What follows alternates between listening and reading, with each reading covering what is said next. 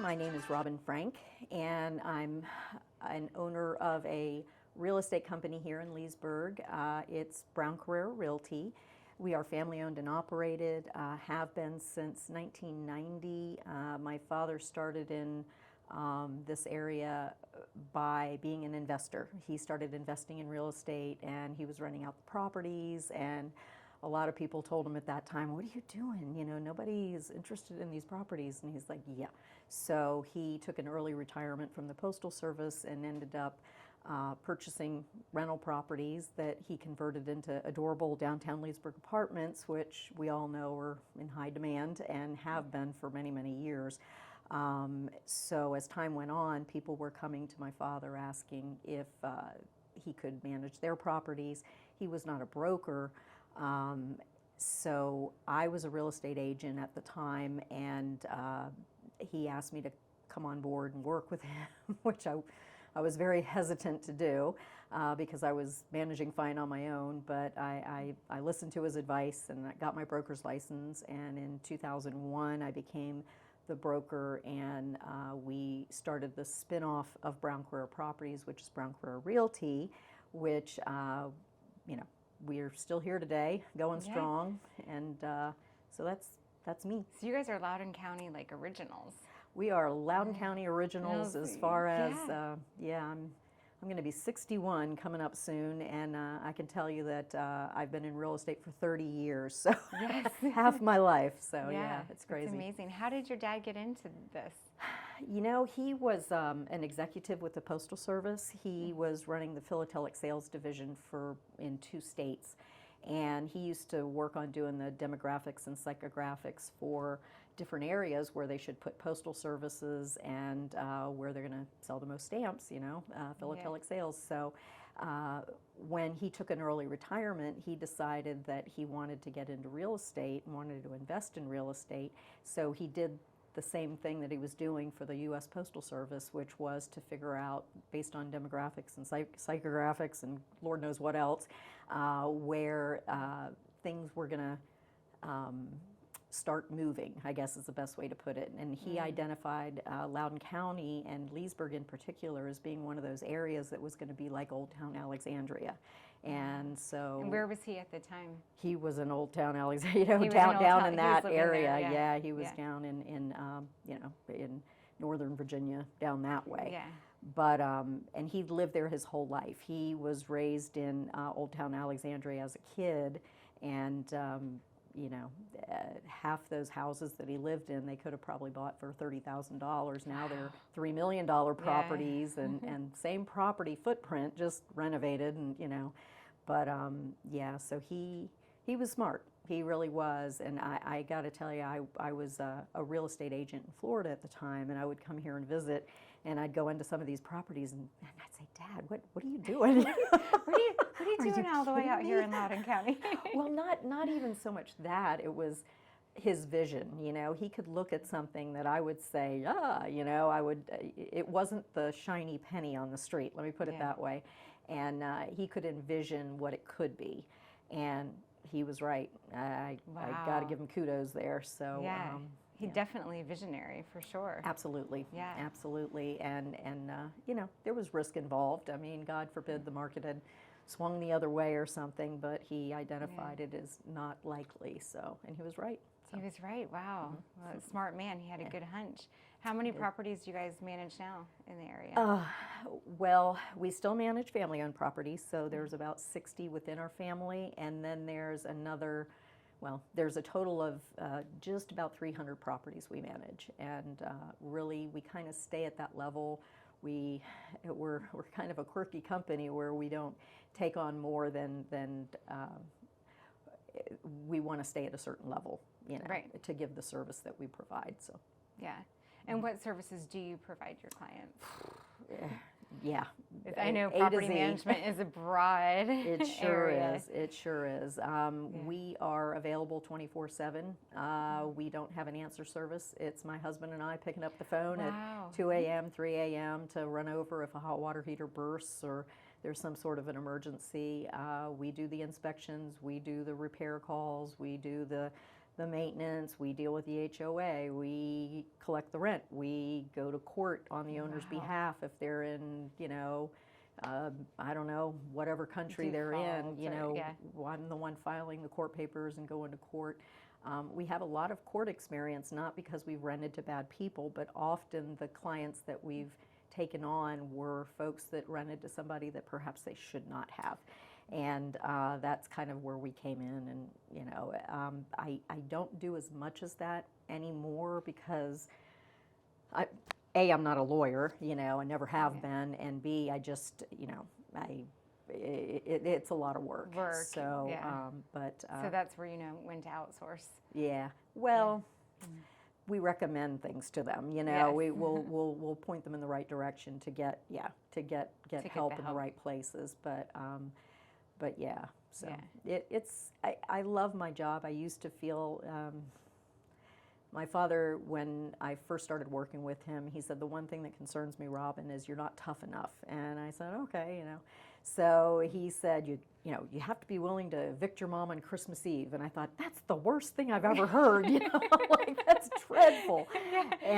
But people can tear your heart out with their stories. And I'm not talking about tenants, I'm talking about everybody. It can be tenants, it could be owners, it could be whomever.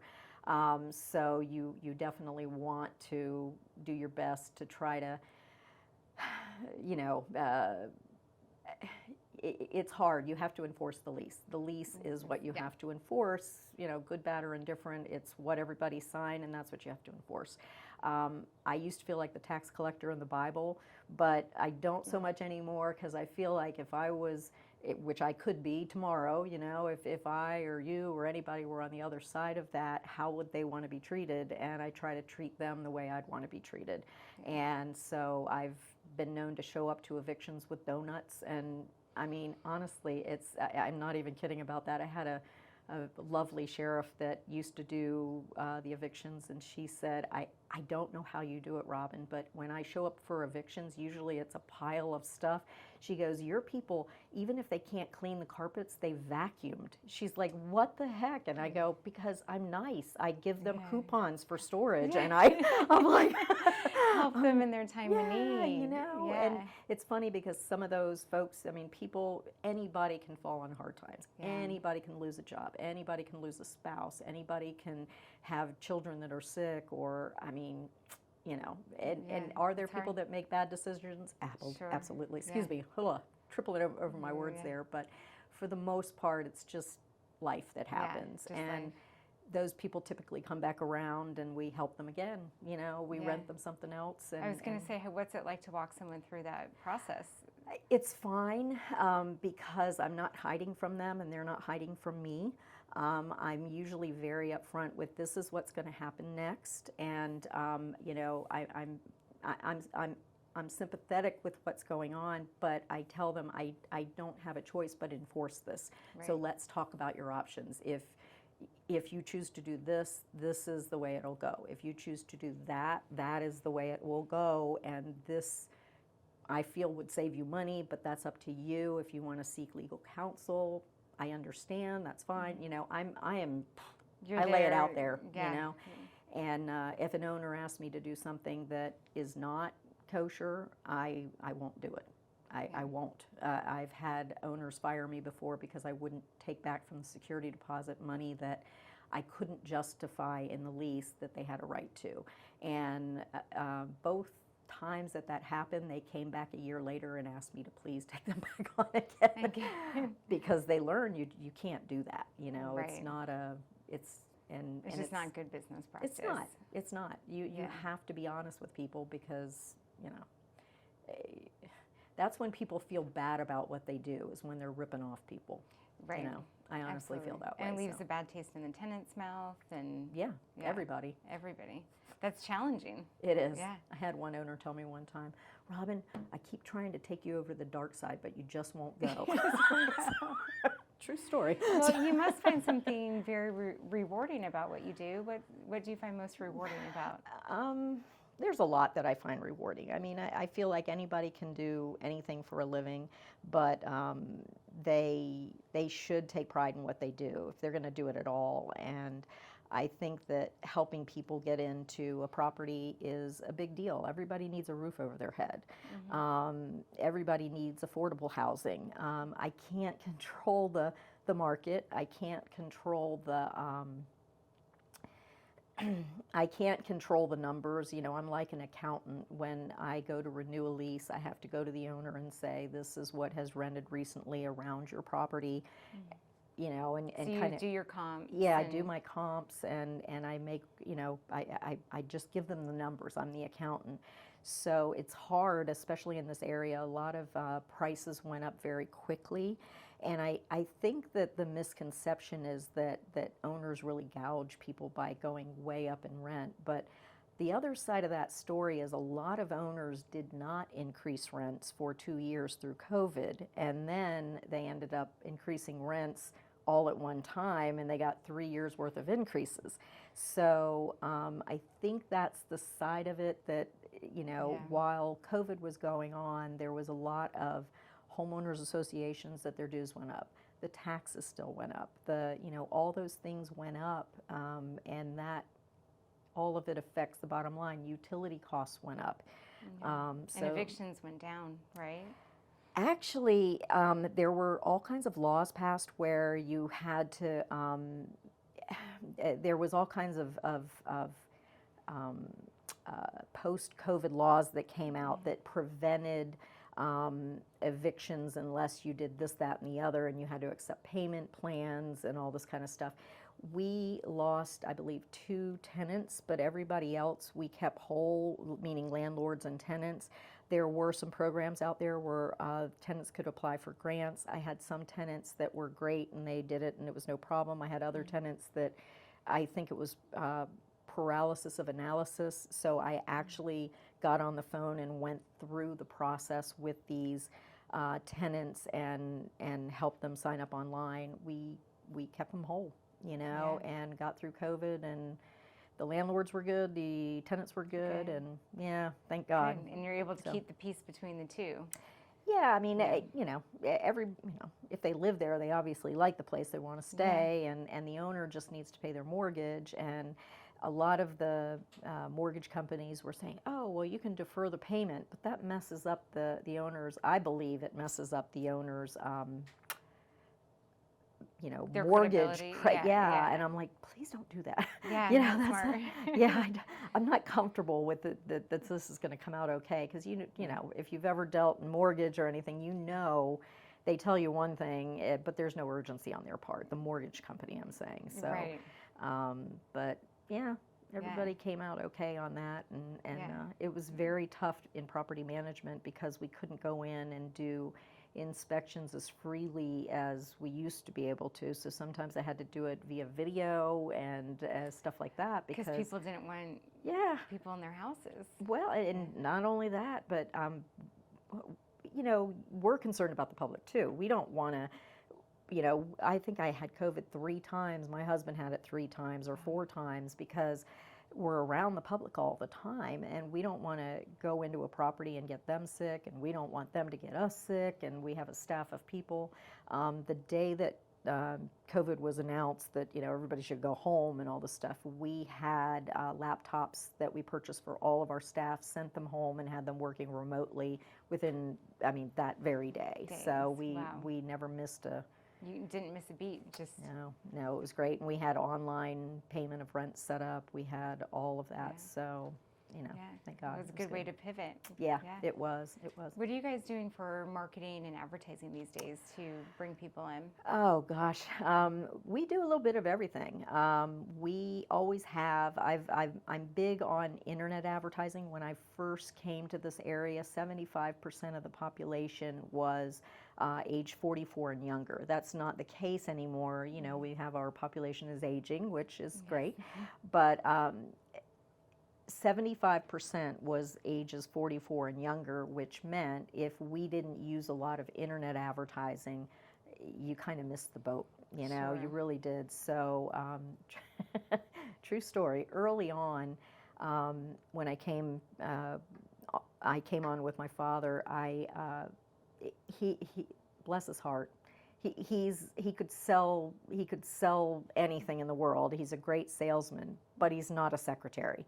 Yeah. He had a non-collating, copier. He had no internet. No internet, website, anything like that. Well, it was what year was it? It was 99, pretty Yeah. much. Okay, so right on the cusp Right. of, yeah. So what happened was, it was very funny because I came on and all these people are calling every day and they're asking me the same question: what properties do you have available? What properties do you know? Blah, blah, blah, blah, blah. And I was like, Dad, I can't do this anymore. I'm like pirating off the same information. It's too much, And so I said, I'm going to create a website. And I literally created, and you're going to cringe when you hear this, but I created a website using Microsoft Publisher. Yeah.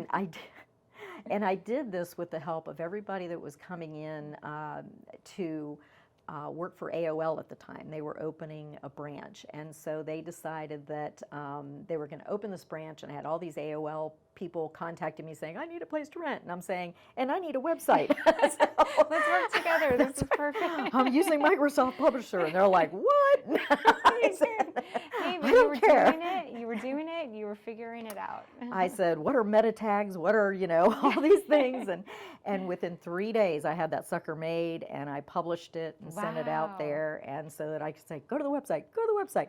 Yeah. And the funny thing is because our company name is Brown Carrera Realty, Porsche Carrera sent us a very snarky letter.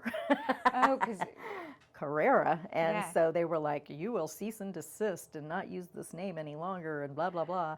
And it was comical because I freaked out when I got the letter. I'm like, oh my God, what have I done? nationwide companies sending us tiny little people. Yeah. And so what happened was my dad said, oh, I got this. And so he wrote back to the company, with all due respect, this name has been in my wife's family since the early 1600s, and Oh, I so it's can a family prove it. name, yeah. And so they wrote back, sorry. So it was like, You actually got an apology from them Yeah. on letter? Oh, that's and kinda he cool. said, my favorite color is red, but he didn't get a Porsche.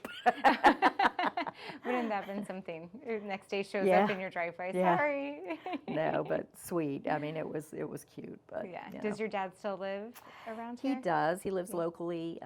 He's 83 now, and he's wonderful. He's still my buddy, and he's retired. He's been retired for a long, long time, but he was pretty much my lunch buddy. We'd go to lunch, and he'd go home, and so Well, that's nice. You still have him close yeah. by.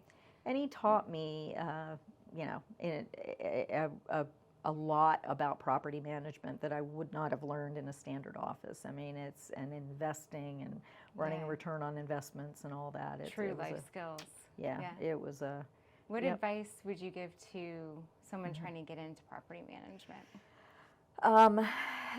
My advice is you have to be set up for it, and it'd be like going from residential real estate to commercial real estate without the right forms, without the right lingo, without the right, in property management, it's probably the quickest way to end up in court, because instead of selling a property and you're kind of done with it, you inherit the folks that are renting the property for the next year or 2 or 3, and there's certain steps you have to go through as far as recording the condition of the property at move-in, and the tenant then has a chance to do their walkthrough, and then at move-out and doing inspections, and it's a lot to it, and there's different court expectations on what normal wear and tear is. A lot of times folks will think that if you were to take over a property, or I were to take over a property today, that 3 years from now there would be no wear and tear, and if there is, they're totally responsible. That's not the way the courts view it. There's a life expectancy to the carpet and to the paint and things like that that's much different than when it's a primary residence. For sure. So that can be a little difficult to navigate with owners and tenants, for that matter. Normal wear and tear is maybe the couch scuffing the wall. It is not holes in the wall going down the staircase from when they moved in or moved out, so it's Right. kind of, Where anyways. the lines are on that. Yeah. Right. Tell me a little bit about the recent awards that you've won in property management. Actually, they're not necessarily, we are a full service real estate company. We do sales, we do listing of property and stuff.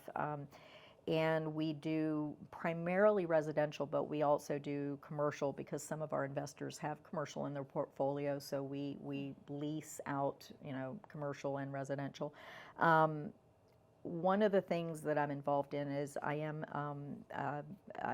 been lucky enough to be one of the board members for the Dulles Area Association of Realtors. I'm the treasurer, currently, but great organization. They're really wonderful and very good to the agents around here. A while back, several years ago, they had me write some classes as far as working with renters and working with the management of property and so forth. And they decided that they wanted to create a 2-hour course out of that. So I went ahead and wrote it into a 2-hour course with all the highlights, and they sent it off to the powers that be. I don't know if it's DPOR or Virginia Virginia Realtors, but anyways, they approved the course for a 2-hour course, and I give that at the DAR office a couple times a year. That's great. But it's a great course for. It's funny because I always expect brand new agents to take it, and a lot of the very seasoned agents take it because I think that they want to refresh themselves on the forms and the procedures and stuff like that on working with tenants. So it's fun, but I was very proud of that. Well, congratulations, that's awesome. Thank you. Yeah. And I got, I'm very proud of this little puppy. Oh, I got you should be proud of it. an award for Educator of the Year for 2020, and it's just, it takes a lot of work to write those courses and get them approved, but anyway, so that was cool. And it takes someone with clearly a lot of experience in the field. I mean, I think, yes. I think that what happens a lot of times is I also give the continued ed on the law portion of the Virginia Landlord Tenant Act, because these courses are typically given by attorneys, which is great. And I know attorneys are, way more educated on law than I would ever be. But I don't think the delivery is always from a real estate perspective. So I asked if I could give that end of the course, just teaching about the Virginia Landlord Tenant Act. And they said, by all means, and I started doing it, and they've run it through the channels above, and they're like, yeah, this class is fine, Yeah. And so I kind of give it from the realtor's perspective of what they should know about that, not the attorney's perspective. Okay. And I just recently, you were talking about awards, I was so proud. We went to the DAR Awards thing, and I had myself and 2 other agents in my office, Jeannie Brown and Chris Kilpatrick. We all won top producer awards, and then I was able to be one of the 7 people I think selected for the Circle of Excellence, which was wonderful. So yeah, and congrats. That's I had awesome. won that a few years back, and it's a wonderful award. So I'm very proud of that. Yeah. So. Well, you deserve it. You've clearly been in the industry for a long time. See my gray hair? A lot of knowledge. Are there any last parting words you'd like to leave us with in regards to business advice, property management advice? I think that I learned something one time in a class through DAR, and it was really interesting. A guy was talking about you can have a job, a career, or a calling. And a job is somebody who sits there and they watch the clock on the wall and they're ready to go home all the time. A career is somebody who really doesn't notice the time, they're just working, but they're just dying to get to the weekend, but they enjoy their job, they're okay. And then there's a calling. A calling is where you really don't care what time it is. You're involved in what you're doing. You like that you're able to do something. I think that real estate, for some people, it can be a calling, and I think it is for me. I love that I have an opportunity to be of help to somebody else, and they're quite often of help to me. So Yeah. it's a two-way street. We try very hard to treat not only the owners but also the tenants like neighbors and listen to what they have to say. And I don't feel like if I go into any place that anybody's going to be giving me a dirty look, or I'm very open with people. So I think we do pretty good that way. One thing that we started doing a long time ago, and I can't remember when, but every Christmas, instead of doing Christmas cards, we stopped doing that and we started doing donation to a company in the area, not a company, a charity in the area.